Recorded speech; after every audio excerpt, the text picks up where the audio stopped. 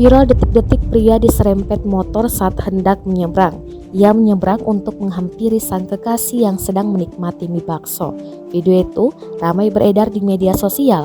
Satu diantaranya diunggah akun @info Cekatan Sukoharjo dalam Instagram. Setelah diunggah, video tersebut langsung viral di media sosial.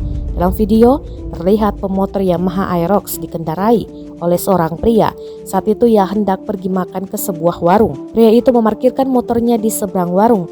Kemudian ia hendak menyeberang ke sang pacar. Saat menyeberang, pria tersebut tampak mengusap-usapkan rambutnya seolah-olah berasa jadi laki-laki ganteng. Tiba-tiba datang pemotor Honda Beat yang kebetulan lagi memboncengi ceweknya. Pria tersebut sontak langsung ditabrak oleh pemotor Honda Beat tersebut. Video ini pun menuai berbagai reaksi dari warganet.